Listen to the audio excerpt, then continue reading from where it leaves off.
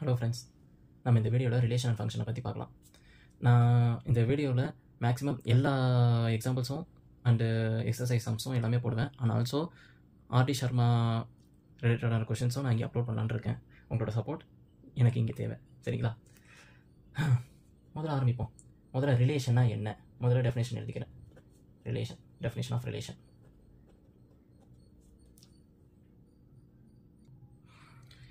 ரிலேஷனா என்ன? Relation is a subset of Cartesian product. Cartesian ப்ராடக்டோட சப்செட் தான் ரிலேஷனு, சரிங்களா? அதாவது கார்ட்டீசியன் ப்ராடக்ட்னா ஏ கிராஸ் பின்னு எழுதுவோம். முதல்ல கார்ட்டீசியன் ப்ராடக்ட்டு நம்ம ஆல்ரெடி செட் தியரியில் பார்த்துருப்போம். ரெண்டு நான் எம்டி செட் எடுத்துப்போம். ரெண்டு நான் எம்டி செட்டில் இருக்க எலமெண்ட்ஸை வந்து ஆர்டர்டு பேராக எழுதுவோம், சரிங்களா? அதோட சப்செட் தான் ரிலேஷனு, ஓகேங்களா? இப்போ நான் கார்ட்டீசியன் ப்ராடக்ட்னா அது என்னென்னு நான் ரீகால் பண்ணிடுறேன். கார்ட்டீசியன் ப்ராடக்ட்டோட டெஃபினேஷன் இது தான். அதாவது நான் சொன்ன அதே விஷயம் தான். ரெண்டு நான் எம்டி செட்டு, அதை வந்து ஆர்டர்டு பேராக எழுதுவோம். இந்த செட்டு, அதாவது நம்ம ஆர்டர்டு பேரில் இருக்க ஃபஸ்ட் எலமெண்ட் பார்த்திங்கன்னா டொமைன் எடுக்கிறது, அது நம்ம ஒய்னு சொல்கிறது வந்து கோடொமைனில் இருக்கிறது. அதே விஷயம் தான் நம்ம ரேஞ்சிலையும் பார்க்க போகிறது, சரிங்களா? நம்ம ரேஞ்சிலையும் அதே விஷயம் தான். இப்போ நம்ம கார்ட்டீசியன் ப்ராடக்ட்டை நான் என்னன்னு சொல்லிட்டு சின்ன ஒரு எக்ஸாம்பிள் கொடுத்து நான் அதை ரீகால் பண்ணி விட்றேன். அது எப்படி இருக்கும், அந்த பிஹேவியர் எப்படி இருக்கும், நான் சொன்ன விஷயத்த எக்ஸாம்பிளாக காட்டுறேன். ஏன்னு சொல்லிட்டு ஒரு செட்டில் ஏ கமா பின்ற ரெண்டு எலமெண்ட் எடுத்துக்கிறேன். பின்னு சொல்லிட்டு 1, 2, 3 அப்படின்னு சொல்லிட்டு ஒரு 3 எலமெண்ட் எடுத்துக்கிறேன். ரெண்டுத்தையும் கார்ட்டீசியன் ப்ராடக்டாக எடுத்துக்கிறேன். ஆர்டர்டு பேராக எழுதிக்கிறேன், சரிங்களா? இது ஆர்டர்டு பேராக எழுதணும்னா முதல் விஷயம்ப்பா, இதை வந்து செட் ப்ராக்கெட்டில் எழுதணும். செட் ப்ராக்கெட்டில் எழுதாமல் இருந்தால் அது தவறான, அது அன்டிஃபைன்டாக போயிடும், அதுக்கு அர்த்தமே இல்லாமல் போயிடும், சரிங்களா? ஸோ ஏ கமா 1 இதை வந்து ஆர்டர் பேராக எழுதுகிறோம். ஏ கமா 1 ஆல் பாசிபிள் ஆர்டர்டு பேராக எழுதிக்கிறோம். ஏ கமா 1, ஏ கமா 2, ஏ கமா 3, b, 1, b, 2, b, 3, சரிங்களா? இதை நம்ம ஆர்டர்டு பேராக எழுதிக்கிறோம். இப்போது உங்களுக்கு ஞாபகம் இருக்குங்களா, ஏ கிராஸ் பியும் பி கிராஸ் ஏயும் ஈக்குவல்ட்டு கேட்டாங்கன்னா, இன்கேஸ் கேட்டாங்கன்னா அது இல்லை. ஏன்னா பி கிராஸ் ஏவை வந்து நம்ம எப்படி எழுதுவோம்? முதல்ல ஃபஸ்ட்டில் செட்டில் இருக்க எலமெண்ட் வந்து 1, அவன் தான் ஃபஸ்ட்டு எலமெண்ட்டாக எழுதுவோம். So 1 into A, 2 into A, 2 into B A அப்படின்னு சொல்லிட்டு நான் லைனாக எழுதிட்டேன். ஏ கிராஸ் பியும் பி கிராஸ் ஏயும் சேமாக இருக்கா? இல்லை. அதுதான் இங்கே காட்டியிருக்கேன், சரி, ஓகேங்களா? இப்போ ரிலேஷன்னா அதில் சின்ன சின்ன ரெஸ்ட்ரிக்ஷன் கொடுத்துருப்பானுங்க. அதை கொடுத்து அவனை வந்து இதை சாட்டிஸ்ஃபை பண்ணுறானா பண்ணலையா அப்படின்னு சொல்லிட்டு தான் அவன் இங்கே பேசுகிறோம், சரிங்களா? நான் ரிலேஷனை வந்து 2 ஃபார்மில் எழுதலாம்ப்பா. செட் பில்டர் ஃபார்மு, இன்னொன்று வந்து செட் பில்டர் ஃபார்மு, இன்னொன்று வந்து ரோஸ்டர் ஃபார்முன்னு சொல்லி எழுதுவாங்க. செட் பில்டர் ஃபார்ம் வந்து உட்காந்து செட் டிஃபைன் பண்ணி உட்காந்து எழுதுகிற மாதிரி இருக்கும். சில கொஷின்ஸில் செட் பில்டர் ஃபார்ம்ஸாக தான் கொடுத்துருப்பாங்க, சில இதில் வந்து ரோஸ்டர் ஃபார்மாகவே கொடுத்துருப்பாங்க. நான் 2 இதையும் சொல்லுதேன். செட் பில்டர் ஃபார்ம்னால் இந்த மாதிரி தான்ப்பா கொடுத்துருப்பானுங்க. என்னென்னா ரிலேஷன் கொடுத்துட்டு சில follow element A comma B A such that எதை நம்ம பண்ணணும்னா A is a positive square root of B அப்படின்ட்டு இருக்காங்க. ஏன்னு சொல்கிறது வந்து டொமைனு, பின்னு சொல்கிறது வந்து கோடொமைனு, சரிங்களா? அதை வந்து ரோஸ்டர் ஃபார்மில் அதாவது தெளிவாக கொஞ்சம் காட்டியிருக்காங்க. என்னென்னா 5 வந்து, அதாவது பியோட ஸ்கொயர் ரூட் என்னப்பா 5, அதாவது 25ஓட ஸ்கொயர் ரூட்டு 5, 36ஓட ஸ்கொயர் ரூட்டு 6, 49ஓட ஸ்கொயர் ரூட்டு 7. இந்த மாதிரி கொஷினில் ஒன்று செட் பில்டர் ஃபார்மில் கேட்டிருக்கலாம், அப்படி இல்லைனா ரோஸ்டர் ஃபார்மில் கேட்டிருக்கலாம், அவ்வளோதான் விஷயம். ஸோ இந்த மாதிரி தான் ரிலேஷன். ஏதாவது சம் ரெஸ்ட்ரிக்ஷன்ஸ், ஏதாவது கொஷின் கேட்டுட்டு இது அந்த ரிலேஷன் வந்து அதை சாட்டிஸ்ஃபை பண்ணுதா அப்படின்னு கேட்பாங்க. உங்களோட இதில் இன்னும் டைப்ஸ் எல்லாம் இருக்குது. என்னென்ன டைப்ஸ்னால் எம்டி ரிலேஷனு, யூனிவர்சல் ரிலேஷனு அப்படின்னு சொல்லிட்டு லைனாக இருக்கும். அதையும் நான் சொல்லுவேன். Types of relations. Type of ரிலேஷன்ஸில் empty relation, universal relation, identity relation, reflexive relation, symmetric relation and transitive relation and equivalence relation. இப்போது எம்டி ரிலேஷனும் யூனிவர்சல் ரிலேஷனும் அப்படின்னா என்னென்னு சொல்லுதேன். இப்போது ஈக்குவலன்ஸ் ரிலேஷன்னாலே உங்களுக்கு இந்த 3 ரிலேஷனை சாட்டிஸ்ஃபை பண்ணனா இவன் வந்து ரிஃப்ளெக்ஷன், அதாவது ஈக்குவலன்ட் ரிலேஷன்ட்டு நம்ம சொல்லலாம், சரிங்களா? அதேமாதிரி ஈக்குவலன்ட் ரிலேஷன் நம்ம சொல்லிட்டோன்னா இந்த 3 ரிலேஷனும் சாட்டிஸ்ஃபை ஆகிரும், சரிங்களா? இதை நம்ம இங்கே ரிலேஷனாலே இந்த 3 ரிலேஷன் தான் இங்கே இந்த இடத்துல ரொம்ப விளையாடுவான், சரிங்களா? ஸோ எம்டி ரிலேஷனா என்ன, யூனிவர்சல் ரிலேஷன்னா அந்த ஒரு பேசிக் கான்செப்டை மட்டும் ஏற்றிக்கோங்க. அதுக்கப்புறமா அதைப்படி ஒன்று நான் சொல்லுவேன். எம்டி ரிலேஷன்னா என்ன? அதாவது எக்ஸ்னு ஒரு நான் எம்டி செட்டு, ஒய்னு ஒரு நான் எம்டி செட்டு, 2 செட்டுக்கும் அந்த செட்டில் இருக்க எலமெண்ட்டுக்கு தெர் இஸ் நோ, அதாவது இங்கேருந்து அவன் ரிலேட் ஆகலை அப்படின்னு சொல்லிட்டாலே போதும்ப்பா, இது ஒரு செட்டு. இங்கேருந்து இந்த கண்டிஷனை சாட்டிஸ்ஃபை பண்ணி சச் தட் இந்த கண்டிஷன் A = B 100 அப்படின்னு சொல்லியிருக்காங்க. இந்த கண்டிஷனை சாட்டிஸ்ஃபை பண்ணி அப்படிப்பட்ட எலமெண்ட்டை தான் இங்கே கலெக்ட் பண்ணுறீங்க, சரிங்களா? ஸோ ஏயும் பியும் இங்கே என்ன வெரி பண்ணுறாங்க, நேச்சுரல் நம்பரில் வெரி பண்ணுறாங்க. இப்போ ஏயோட வேல்யூ வந்து நான் 1, பியோட வேல்யூ இங்கே 1ன்னு கொடுத்தேன்னா இந்த கண்டிஷன் முதல்ல சாட்டிஸ்ஃபை ஆகுதா? அப்படி ஆகாத பட்சத்தில் இங்கே எந்த ஒரு ரிலேஷனும் ஆகலை அப்படின்னு சொல்லிட்டு போய்கிட்டே இருக்கலாம், சரிங்களா?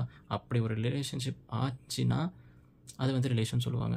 இங்கே அப்படி ஆகலை, ஸோ அதனால் ஆர் வந்து எம்டி ரிலேஷன் சொல்லுவாங்க, சரியா? இப்போது யூனிவர்சல் ரிலேஷன்னா என்ன, அதை பற்றி பார்க்கலாம். யூனிவர்சல் ரிலேஷன்னா வேறு ஒன்றும் இல்லை. இப்போது நம்ம பார்த்துருந்தோம்ல கார்ட்டீசியன் ப்ராடக்ட்டும் உங்களுக்கு கிடைக்க போகிற ரிலேஷனும் ரெண்டும் ஈக்குவலாக இருந்துச்சுன்னா அப்போ அது பேர் வந்து யூனிவர்சல் ரிலேஷன். இதுதான் கான்செப்ட், சரிங்களா? அது நான் செட் நோட்டேஷனாக எழுதிக்கிறேன். Relation is equal to A, B. ஏன்னு சொல்கிறது வந்து டொமைனில் இருக்க எலமெண்ட்டு, பின்னு சொல்கிறது வந்து கோடொமைனில் இருக்க element. A and B belongs to natural number. So நார்மலாகவே உங்களுக்கு வந்துடும், சரிங்களா? இப்போது ஐடென்டி ரிலேஷன்னா என்ன அப்படின்னு பார்க்கலாம்.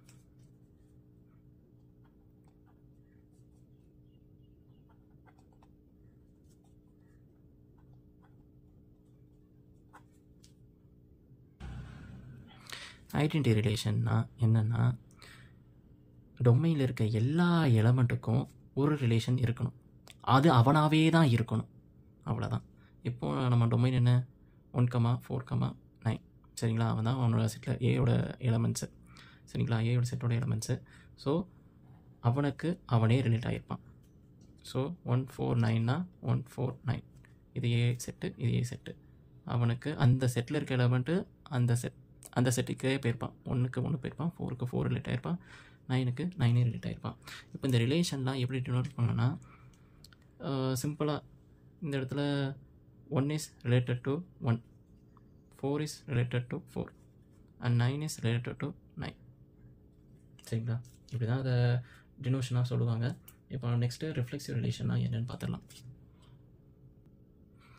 ரிஃப்ளெக்சிவ் ரிலேஷன்னா நம்ம ஐடென்டி ரிலேஷனில் பார்த்தோம் பார்த்தீங்களா, அவனை மாதிரியே இருக்கணும் மொதல் விஷயம். அதாவது ஏன்னு ஒரு செட்டு கொடுக்குறேன், ஃபங்க்ஷன் ரிலேஷனாகவே கொடுத்துக்கிறேன், A to A.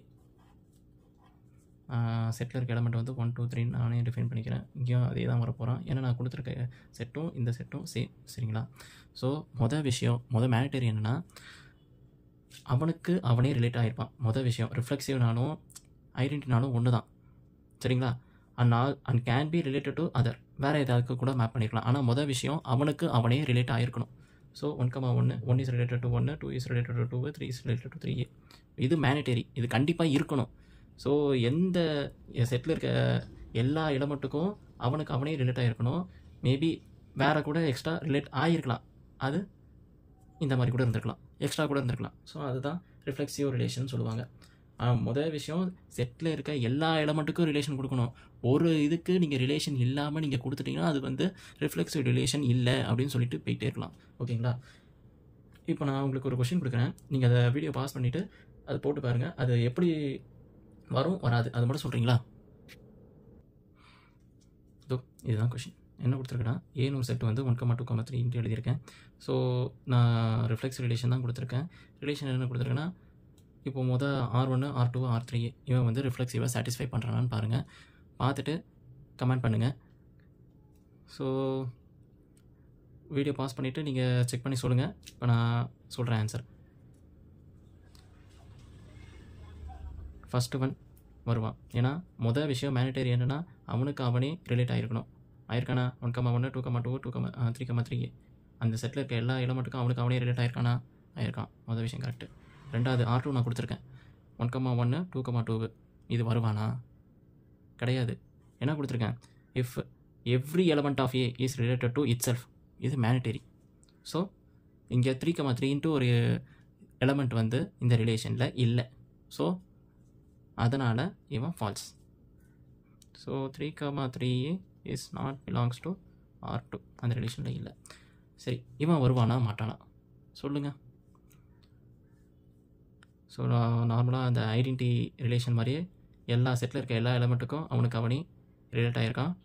Then can be related to other இருக்கலாம், எக்ஸ்ட்ரா கூட இருக்கலாம். ஸோ இவன் ட்ரூ. அதனால் ரிஃப்ளெக்ஸிவ் ரிலேஷன் வந்துட்டான்.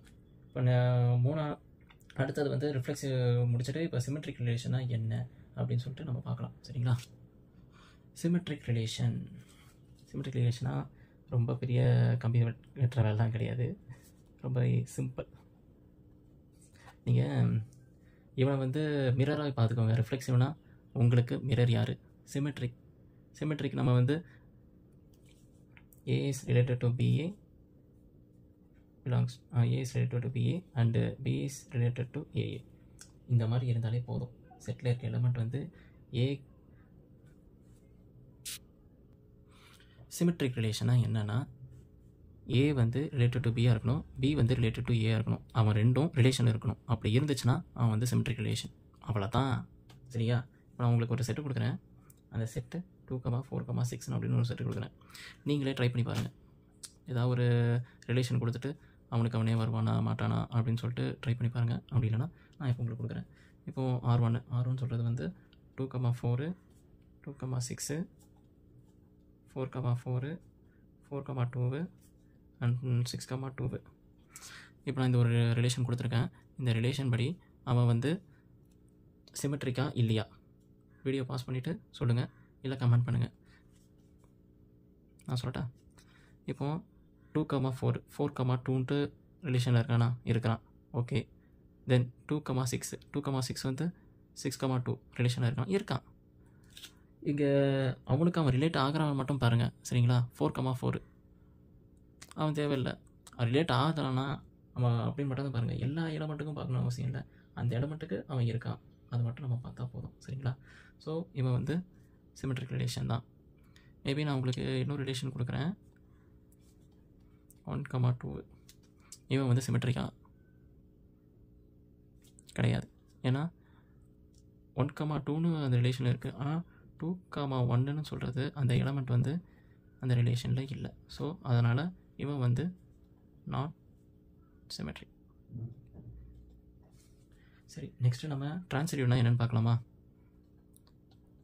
Transitive relation.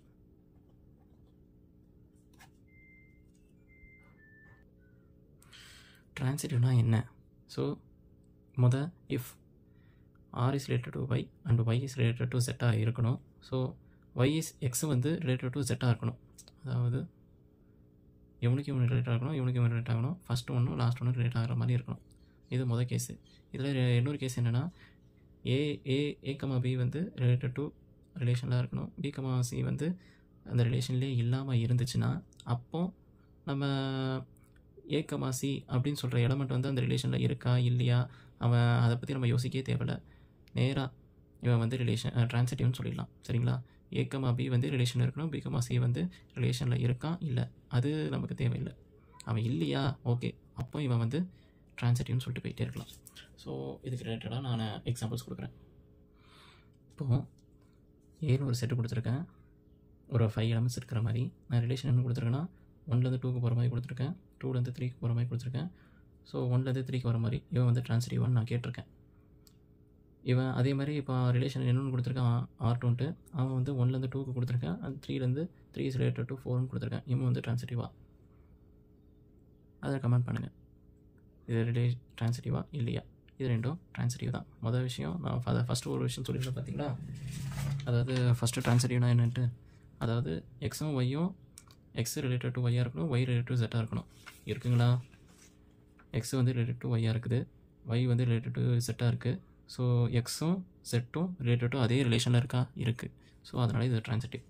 அதேமாதிரி ரெண்டாவது ரிசல்ட் படி ஏயும் பியும் அந்த ரிலேஷனில் இருக்கணும், ஏயும் பியும் ரிலேஷனில் இருக்குது. அண்ட் B, C அதாவது 2, சம்திங் இங்கே ஒரு எலமெண்ட் இருந்திருக்கணும், அப்படி ஒரு எலமெண்ட்டே இல்லை. ஸோ அதனால் இவன் வந்து ரிலேஷனான்னு கேட்டேன்னா கண்டிப்பாக இவன் ரிலேஷன் தான். நம்ம அதை செக் பண்ணவே தேவையில்லை, அப்படி ஒரு எலமெண்ட் இல்லை. ஸோ A, Cன்ட்டு ஒரு எலமெண்ட் வந்து நம்ம செக் பண்ண தேவையில்லை. ஸோ ஸ்டேட்டாகவே இதை வந்து ரிலேஷன் ட்ரான்சிட்டிவ்னு சொல்லிட்டு போயிட்டே இருக்கலாம். ஓகேங்களா? இப்போது இந்த 3 விஷயம், அதாவது ஈக்குவலன்ஸ் ரிலேஷன், அப்படின்னாலே இப்போ அடுத்தது சொல்கிறது ஈக்குவலன்ஸ் ரிலேஷன் நம்ம சொல்கிறோன்னா RST reflexive relation, symmetric relation, transitive relation இது மூணுமே சாட்டிஸ்ஃபை ஆச்சுன்னா இவனை வந்து ஈக்குவலன்ஸ் ரிலேஷன் சொல்லலாம். அதே வந்து ஆர்எஸ்டி சாட்டிஸ்ஃபை பண்ணாலும் ஈக்குவலன்ஸ் ரிலேஷன் சொல்லலாம். ஓகேங்களா? இல்லை ஈக்குவலன்ஸ் ரிலேஷன் நம்ம சொல்லிட்டாலே ஆர்எஸ்டியை சொல்லிடலாம். அவ்வளோதான் விஷயம், அவ்வளோதான் முடிஞ்சு போச்சு.